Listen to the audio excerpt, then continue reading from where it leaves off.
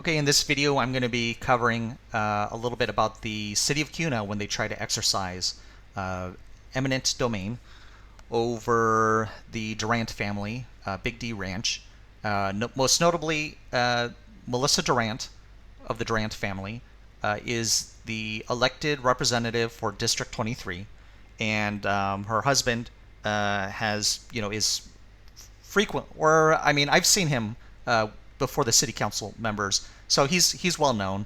But in their public testimony, you're going to hear kind of their side of the story, and ultimately they've entered into negotiations. I'm not sure what the latest updates are, but I'll let them tell their story.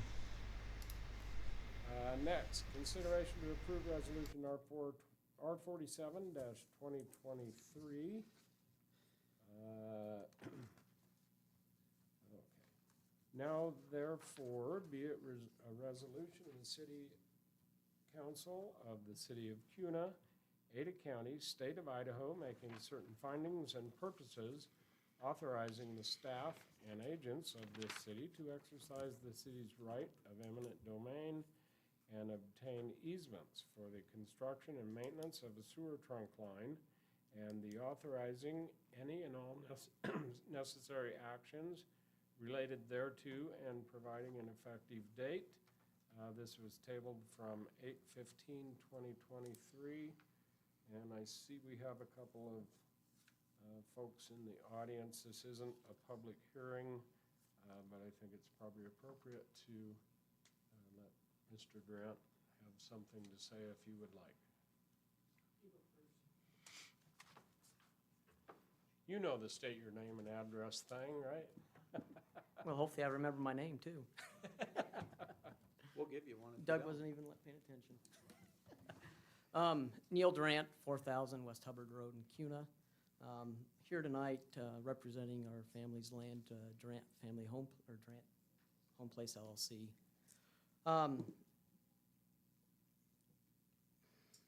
Where to begin on this is the big question. I know that this has been going on for a little over a year now, trying to get the easements through there, and it's come down to this, and we've been accused really of not being able to negotiate in good faith. And I stand before you this evening, Mayor and council members, to kind of go over some bullet points of why we've been having some heartaches and troubles with trying to negotiate with the city over this easement. And just trying to bring those so you guys can see what we're at on our side, as I feel like a lot of these issues have not been brought forth by staff and other representatives from the city. Tonight, I'm just going to go through some bullet points that start. We're going to go back in the past to 2006. I'm playing it at 1.5 speed now. Richard would like to stand up and just kind of go into detail on a couple more things that is pertinent to this. In 2006, we sold land to the city of Kuna, and in that agreement, it stated that the seller shall be consulted on the design of structures the buyer intends on construction on the property, only for as long as the seller owns adjacent land to the property, which we still own that land. It's still owned by the family. We were consulted on the original design of the building, and we thought that's what was going to happen, and halfway through it, we found out that there was design changes and we were never consulted on any changes that were going to happen through there. We were told and promised and given numerous explanations that this was going to be a zero-odor plant, state-of-the-art facility with different types of scrubbers to eliminate any odor that would ever come through that plant, and that, as to this date, has never been the case of that plant. It still emits a lot of odors, which has caused us issues at our house that we own at that property from being years of not being able to rent it at a full market agreement, and other issues that happened during the construction of the plant of that house. When the plant was being constructed, the city leased some ground to us just to the south of there where our pivot was not hitting, and part of that agreement was that after the construction was done, that the ground there would be reclaimed at a minimum depth of 12 inches of topsoil. That never happened. They claimed, well, we didn't take 12 inches off, so we're not putting 12 inches back. And so they neglected on that. That was in the agreement, and they just kind of washed it away and said it's not our problem. I don't know the exact date on this one, but the parking lot was expanded because they needed more parking space there at the plant. And part of that, they came to us and said, we're going to add the parking lot, but now we'll have cars that will be pulling in and facing your house and everything there, but we will add a privacy fence. At first, it was going to be a cinder block fence that was going to be constructed. That way we wouldn't see the cars wouldn't, be a disturbance. That never happened. We questioned them on that, and then they said, well, we'll put privacy slats through the fence. And if you go by there today, none of that has ever happened. And it has caused other issues with that. As a result, this was probably 5 or 6 years ago, a city employee called the Humane Society twice on my brother's dogs because they were chained up all day while he was at work, and claimed that they were being neglected, that they were malnourished, everything. They were German short hair, so of course they look skinny because that's the nature of what a German short hair is. On the second call, because of misleading information, the dogs were taken, and it was a hassle getting them back. And all that was because of, in our opinion, the expanded parking lot that was done. They're parking right up next to the fence. Of course, the dogs are not going to like it. And that could have been resolved if the city would have put their fence, did the privacy fence like they said they were going to do and told us they were going to do, but never did. And then in 2022, there was the construction of the shop on the site of the wastewater treatment plant. And once again, the city never consulted us on the design as it stated in the sale agreement. We brought this up to them, and they said, well, we didn't have a clue that this existed. And then they gave us design and said, here you go, it's already being built, there's nothing to consult you on, here's the plan. And then recently, the fall of 2022, the city of Kuna instructed a surveying group to go out and place approximately 34 property markers and rebar permanent pins, rebar stakes in the ground that are up about 6 inches on a proposed easement for the sewer line, which followed the canal. But it was out in the field on the fence line. And first, they never received our permission to do that, nor that it was going to happen, nor the whole purpose of why they were doing or exactly what they were doing. We've asked multiple times for an explanation on it, and they said that they have the right to do what they're doing, and they were going to get it done. And now I still have 34 permanent pins down there along our fence line. And they also told us that these markers were going to be where the path of the new sewer line was. Well, when we got this new packet of here's what we're looking at for an easement, they're not following the canal. They went down to the corner and took a straight shot across the property. So what was the point of even going out there and placing all these rebar pins on the property without our permission? And then most recently, Paul talked to me this a little bit about today, which was kind of ironic. The construction, we granted a construction access. It was signed north of the roadway of the house at 6820 South 10 Mile Road. Part of that agreement, the city was to redo the driveway as it was just a dirt road, to go in and scrape all the dirt, put gravel in, make it a road base so they could have it to bring stuff in if they needed to more as an emergency during construction of the 10-mile sewer pipeline that was just completed. And part of that, which we stated multiple times and walked through and everything, that the level of the dirt was not to go higher than what the concrete ditch was there, because we didn't want the soil and the dirt running into the ditch. Well, I was gone out of town, and I came back and looked at the roadway, said, well, I'm gonna go see what it looks like. Well, I got dirt that's a roadway now that's 12 to 14 inches above the concrete ditch. I brought this up with city staff. They said, oh, we'll get it resolved, we'll go out there. We walked through it, I said, this is not acceptable. And they said, well, we hit rock with the skid loader when we were excavating it, so we just came and put the roadway in. And to this point, nothing has been done with it. Also, we have a lot of unanswered concerns about construction of this pipeline that we can't get. And they said, well, we can't get these answers until the pipeline's done because we can't negotiate those until we have the easement. We have questions about damage to our field, damage to our soil. We have an irrigation pond that's right there on the corner. What's this pipeline going to do to us in the future? It states in the sale agreement that we cannot build on it, put any permanent structures on it. So we really have 2 acres of ground that are running through the middle of our property that we have no control over what it does. Besides, we can grow crops on it for right now, but in the future, if we do ever decide to develop it or sell it, there's 2 acres that can't be built on. And now we have to plan a design around this easement that we have not agreed upon. Also, when we have the appraisal that came in, they told us we go get our own appraisals on it, but in our opinion, it's not an accurate appraisal. They're trying to appraise the ground just as agriculture farming ground. They're going out 4 or 5 miles away trying to find comps on it at $25,000 to $30,000 an acre. I don't know where you can find that ground here in the city of Kuna that's going for that. We have an adjacent parcel that's right next to ours that just sold for $125,000 an acre. We've just settled, had an agreement with ACHD for some road work, and they gave us over $3.50 a square foot. And so where these guys are coming up with these appraisals, and they talk in the appraisal that it states that there's city sewers is all around us, that we have it there, so why is it being valued just as farm ground and not what the future is going to be on it? Because essentially, once this easement goes in, we have zero control of what this ground is. It's essentially owned by the city, because we can never build on it, do anything on it, because we can't dig through it, because we have that pipeline that goes through there. And this last thing that I have to bring up, it's more on a personal note. My wife is going to come speak tonight. As many of you know, she is a representative, representing District 23, which encompasses part of Kuna, and she had another speaking engagement tonight as a representative. But March 13th, she received a letter from the city of Kuna talking about Governor Little's proposed $150 million funding for water and wastewater infrastructure. This was really never a topic during the session. It was never brought into committees that she was on, never brought anything that she could even vote on it.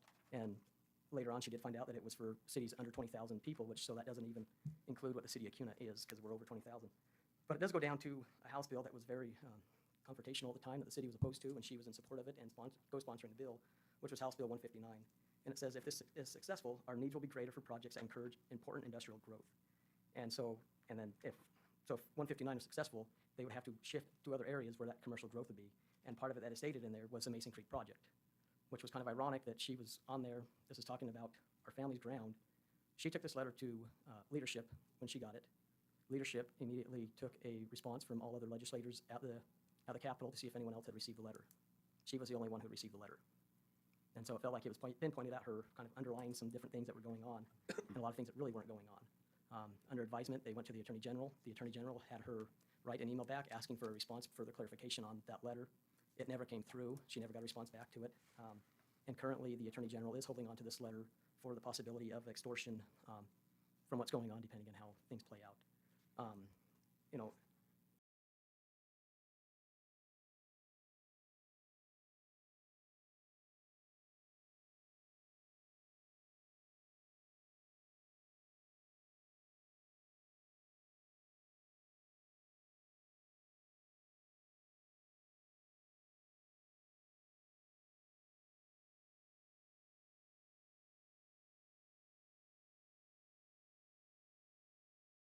I was muted. So a lot of times when you hear the city or the city council did this or did, sorry, when you hear that the city of Kuna did this or did that, usually what he's referring to actually is the city staff. Now, it is coincidental that the following month that the city clerk was let go, and nothing public. It was done behind closed doors. Now, it could be interesting, right? So you hear all of these bad behaviors or things that have just been like, what is going on here?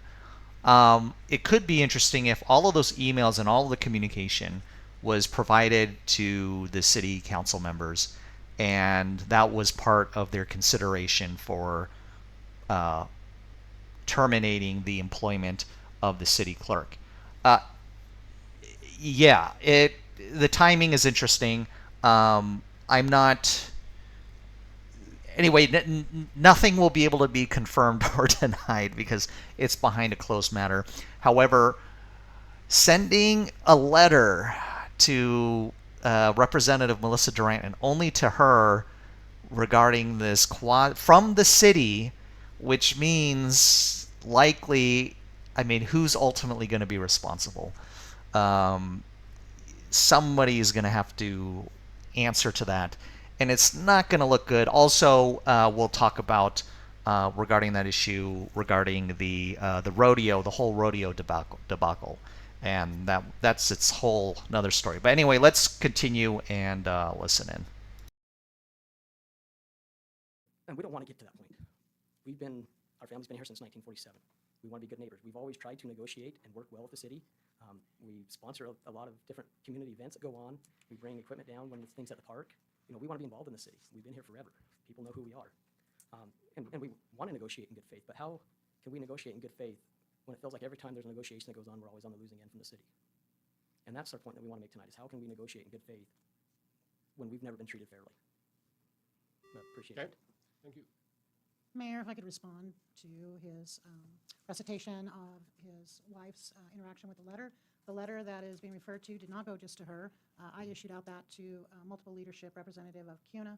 I emailed it. I do have email records of that. In addition to that, that was a request made by the Association of Idaho Cities that was forwarded to leadership of the city, and that was what that letter was generated from.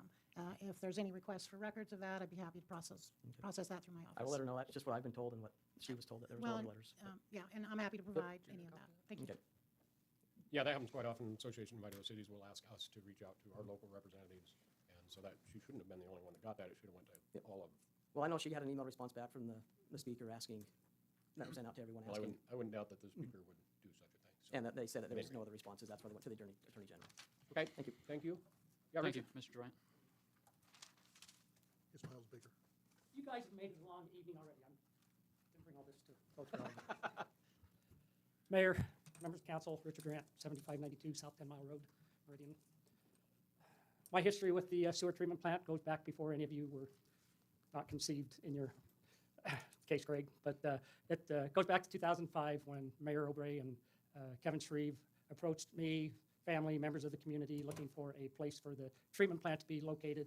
As all of you probably read through history, there was a tremendous amount of growth going on, and the city was looking forward for a path forward, creating an LID, which I have my own opinions of extortion on that. I mean, it caused, in my mind, premature death of a few people. And so I could do the math and say LID, unless you were going to develop, did not make sense to anybody. And so I would say Mayor Obrey, Kevin Shreve beat LID into my head from day one, and I finally told him on the day of closing, when he hit me one more time about LID and annexing the ground into the LID, that this deal would be completely off because there's no way to make it feasibly possible to pay for if I'm going to be farming for what I would like to think future generations. Can I ask a question? Was that he was talking about you annexing the whole farm? The whole farm into the LID and making it, yeah. So. And do you think that's why they didn't go for preserving that easement through there? Is because that? Well, if you would go back to the previous records, you'll find that there was originally 15 acres of blocked easement across there. And then due to some negotiations with the city and Ada County, when we got the land annexed for the LDS church that was going to go on the corner, we gave up part of that City of Kuna annex ground. We haven't given that all up yet. And so, and I had sent, at that point, the letter went to Dowdy when he was still attorney with, I proposed like 4 or 5 questions, same ones that we have addressed. I mean, how do I farm over this? How does it impact, I mean, my future generations? How do we make this happen and not throw kinks in the wire? I mean, because, I mean, as you know, it's got a center pivot that goes across, and all of a sudden, if we've got to do a pipeline in the middle of an irrigation season, how do we accommodate the crop loss that isn't just the pipeline, it's a whole field? Sure. And so a lot of this unanswered questions, and Neil alluded to that. It's like the treatment plant. It was, I mean, I could provide all kinds of testimony how this was going to be a brick and mortar building, reverse scrubbers, never going to have any odor problems, and I mean, it was a hard sell. And then halfway through that, Justin Walker with Keller and Associates, he calls me and says, the explosion, to make this building explosion proof for everything we have, and I mean, we're in the 07, 08 downturn, it's just not feasible to make this happen. How would you feel about if we made this completely covered, but they would be fiberglass panels that would blow off in the event of an explosion or something along that line? And I mean, Ag was feeling, everybody was feeling, I mean, this was bad and in that time frame, and I said, we can make that happen. And 08, before the plant was open, being commissioned, I called Justin and said, well, there's no fiberglass panels on this. There's all this lighting. I mean, we had a lot of discussion about the lighting. He said, well, the plan's changed. And so now all the trains will be open trains. And I'm saying, how do plans change? And I mean, I'm not even consulted, talked to. I mean, I did about fiberglass panels, but then, I mean, it's just, I think you get it. I mean, in stocks and bonds, past performance is not indicative of future results. But Neil relayed several instances that we feel like we've been extremely mistreated. I mean, go back to the house. I know you offered to buy the house, but with Mayor Obrey, that was part of the original conversation, is if there was any adverse effects from the treatment plant, they would buy it at the market value. And my brother and his wife was going through a divorce, and that's why all of this kind of came to be. And I had this and brought it to city council and mayor, and they said, well, there's nothing in writing. I mean, that's one thing that I've learned. If it's not in writing with the city, it's pretty hard to have any leverage. But I mean, when we talk about the 12 inches of topsoil, we talk about the road, it's in writing. And the city just blew us off on these issues. And when construction was happening, my sister-in-law was living in the house, and paintings were falling off the wall, and they said, well, the seismographs say there's no problem. 10 years ago, when we replaced the carpet in the house, in the basement, I mean, there's a great big crack along the basement. I talked to Gordon. He said, well, nothing that we can do about it. We don't know what it was caused from. And so when you had that much blasting going through there, when Obrey came to me and said, I want to be part of the city. I want to be helpful. Kuna is my hometown. That's what you and I we fought a lot of fires together. Yeah. And so we have a lot of appreciation for this community. But when I feel like I've never been treated fair, it's tough for me to. And then when the appraiser comes up with, oh, it's $30,000 an acre and no negotiation, and I mean, it just, in my mind, pretty underhanded. So thank you for listening to us. And I'm willing to sit down and negotiate, but let's negotiate. Let's not say. I mean, it's like the house rental. I figure I'm out of pocket $300,000. I mean, over a 15-year time frame of being able to get. I mean, the city never went to Ada County to back me up on appraisals. I mean, every year I'd have to fight the appraisal value on that house, and it's all. I mean, and I got Ada County to come down and say, yep, it's by a treatment plant. The odors are bad, and we understand that, but I'm not entitled to any homeowners exemption there because it's in a trust, and members of the trust have their own home. So.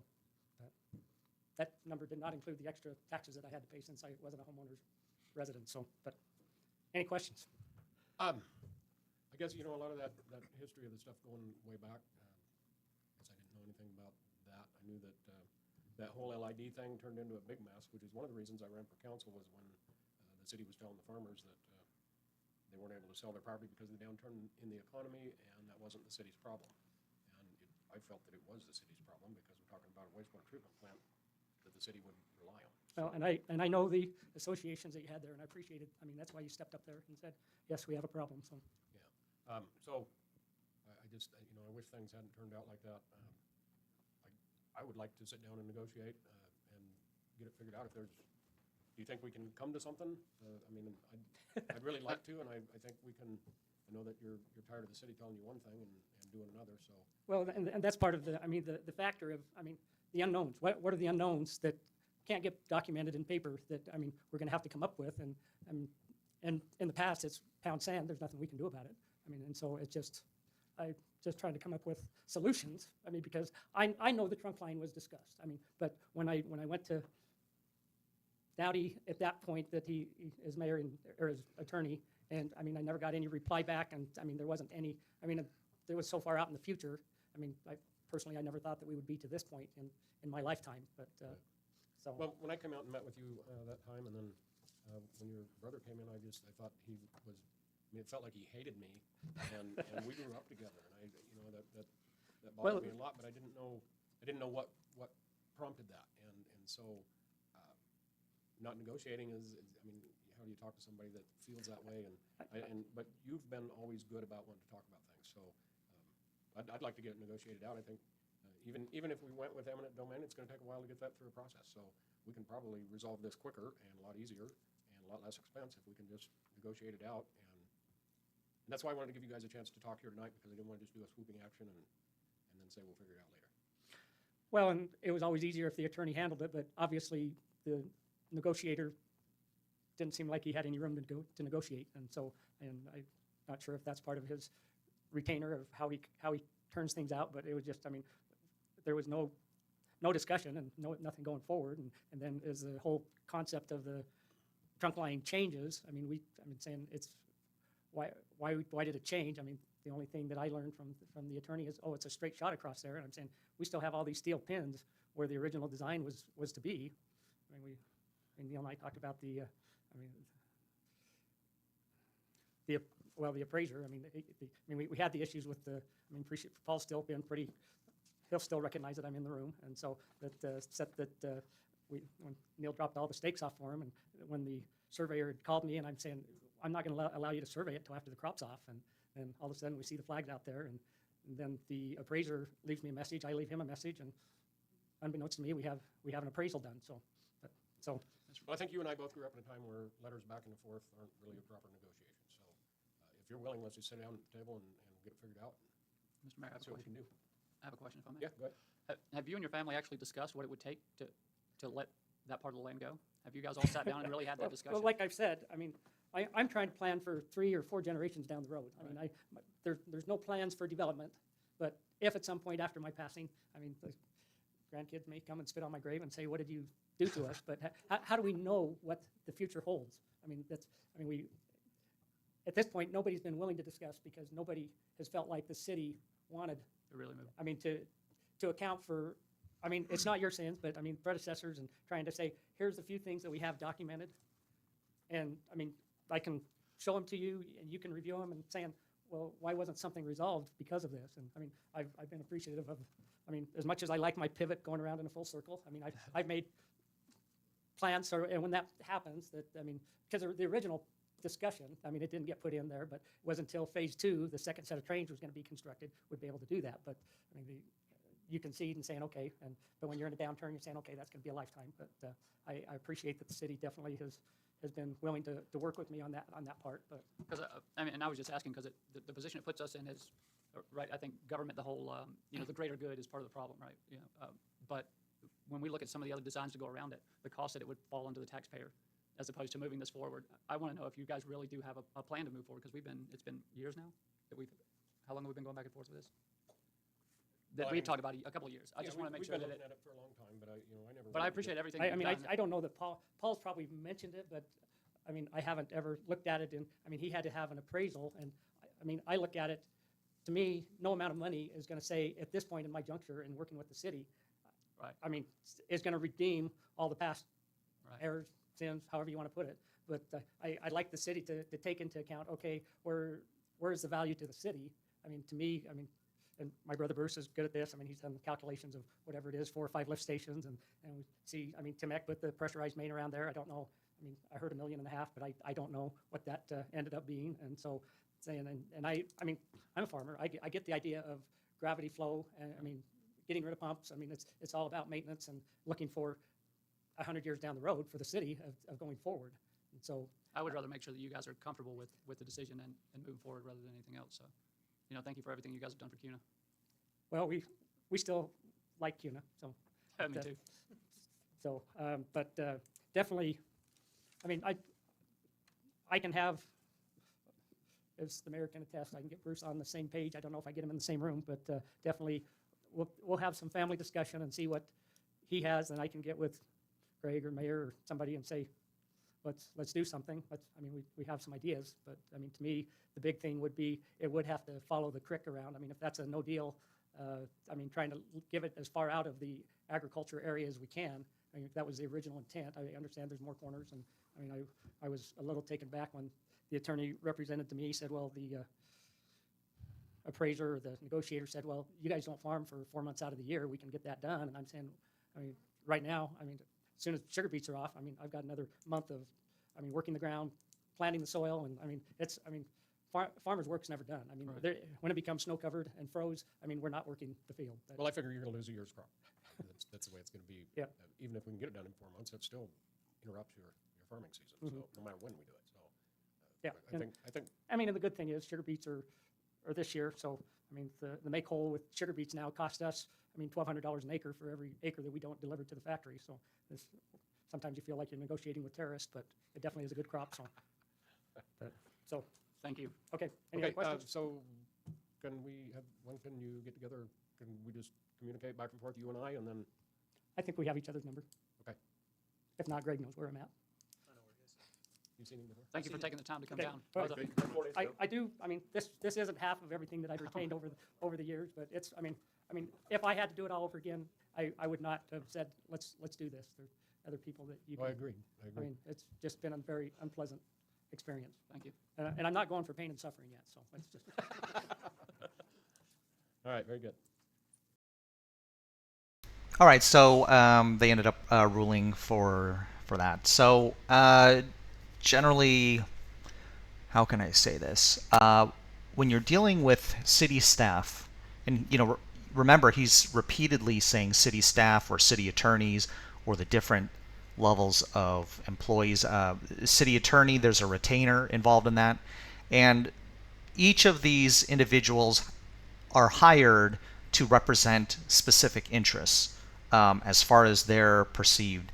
And unless they receive specific direction from the city council, basically city staff will act in the way that their bosses tell them. Now, I'm not exactly sure on the structure. I know in the state of California, you had the city manager, which was like the boss over everybody. And so the city manager really had a lot of power. And it was even such in some of the cities where the police chief was hired by the city manager. So you can imagine in those situations, the city manager really has a lot of power, and they know that they can or the staff knows they can kind of get away with a lot of things. They're really, they can recommend things to the city council, and depending on how involved, remember city council members, most of them are part-time. As far as most of the city council. I'm not sure about the mayor, but so a lot of times they can get away with a lot of things, and if they know that they're not really being watched, or if there's not a lot of good communication between the person being affected and then the city council members, because you need the city council members or whoever it is to be circling back with maybe the city manager or a certain staff member and explaining, what's going on. So basically, yes, you always need something in writing, and also because city staff are aware, this is similar, I guess, what you can say the deep state, right? What they say is the deep state in the federal government, in the U.S. federal government, and Trump's saying he's going to drain the swamp of, a lot of the special interests and even the bureaucrats within Washington, D.C. that have been there for, lifelong. This is a similar issue with city staff. I mean, they're going to be there. They're going to remain unless they get like a majority. In this case, the city clerk was outed unanimously. Now, I'm not saying that any of this is related. I'm just saying the level of power. So let's say they had only two disliked how the city clerk is running things, or certain staff members. Well, they'll stay in power. Now, it's going to be a very uncomfortable relationship, but that's kind of related to, that's why city staff, can tend to get away with a lot of things, and this will probably relate to the Crooked Eight situation in which they act in a manner where you're like, what? Like, how can you do that? It's not even, maybe they're acting in the best interest of the city, right? So eminent domain on the Durant family. Yes, maybe it might be in the best interest of the city. Yeah, just take land, at below market rent, and what are they going to do about it? But then there's the other component about the political aspect, and a lot of well-meaning bureaucrats or city staff members, they're really operating for the best interests of the city and may not always consider the political ramifications and the political blowback. Is the case of the Crooked 8 issue and the Durant issue, were those issues that were ultimately in favor of the city but resulted in way too much political blowback that required different, like I said, I'm not saying that is or anything, but these are some of the considerations, or you might be like city staff or council members and be like, okay, well, we got a loose cannon here.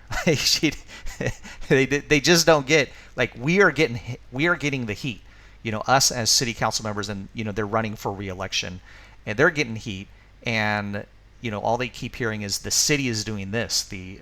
Now the attorneys, that's a whole nother issue, especially with negotiations, because it's not, even for city staff, it's not always clear to them how far they can go, how much they can provide leeway. And so there's a lot of, it's tough to be city staff. I understand their position, kind of getting trapped in the middle, and city staff don't want to rock the boat. Their staff as well. But it is the nature of the beast. Now, regarding putting everything in the fine print, and you run in this issue, and then the bureaucrats saying, well, it's not in writing. Maybe the promise was made with one of the politicians, one of the mayors, but the mayor doesn't represent all of the city council. Now, I don't know what the makeup was on that. So they can only operate, or they can exercise power to the extent that is explicitly, I guess, until it's explicitly prohibited. I mean, they'll just keep pushing, maybe by law or by city council members, by the majority. And so oftentimes they may push a little, because from their mind they're acting in the best interest of the city, and the political blowback maybe isn't so much in concern. But you don't, if there was a family to mess with, don't mess with the Durant family. That's not, that's probably not one of the families I would mess with as a city staff member. I would tread carefully. So anyway, let's say, for example, you get everything in fine print, and whatever city staff member just roughshots you, and they say, we don't care, or you're just being ignored because, look, come on, the DMV, right? Isn't that, or whatever sort of governmental agency, we know the customer service is always bad. So the only way that you can really complain about how bad the customer service is for the city staff is you have to go through the city council members, and then they complain maybe to their boss. I'm thinking it's the city clerk, and then that gets passed down and be like, hey, look, we need to be nicer to them or something. And then they're like, well, we don't have anything in writing. And here's the other thing about things in writing and lawsuits. Okay, if there is no lawyer recuperation fee. Now, it's great if you sue a city because they have the money, right? They usually have the money, unless you're like a bankrupt city in which, like Detroit, or if you try to sue Puerto Rico or something, they just have no money. Okay, then you're probably not going to be recovering any fees, even if you do win. But that's the problem, is that you're going to go through a big headache. You have to hire attorneys. It can last, multiple years, maybe 3 years, and it's just not for everybody. Going through the litigation process is not for anybody. And so the paper that you sign, okay, and here, let me give another example. The treaties that the Native Americans signed with the U.S. federal government. Okay, just take a look at how many treaties the U.S. federal government broke with all the Native Americans. Isn't it astonishing? I mean, just it's astonishing. So you just, and what's your recourse? It's the federal government. What is the recourse of these papers? It's just, these are papers on, just words on a piece of paper. And to the degree that you can enforce it will be dependent on the judge. If you want to go through the expense of a jury, but then you run into these issues. I'm not sure if suing a city has these provisions where you recuperate or you recoup the legal fees. So whichever party prevails, they get to recoup legal fees. Now, when you look at it from the city side of things, maybe they don't. It's the skin in the game. There's a lot. It's not their money. It's just the taxpayers. It's the taxpayers' money. So they don't necessarily have any direct skin in the game, except they may not get reelected if everyone is really, if the electorate are really pissed off on it. In the case of the individual, in this case it would be the Durant family, the risk that they have if they lose the case is they're going to have to pay a huge legal bill if they lose. And so it's hard to say. I'm not familiar enough with the judges, and I'm guessing it would be Ada County. So generally speaking, the judges usually go on the side of the little guys, but I don't know what how Ada County would perceive this. So there's a lot of problems, and generally speaking, I just would not trust. I would not give the government an inch. Okay, and it's nothing against the government specifically. It's maybe not even anything against the elected officials. Look, the elected officials, their primary concern is to get reelected. So, whatever that, they may or may not touch an issue if it's politically expedient. Okay, on the city level, they tend to be obviously a lot more grounded and rooted.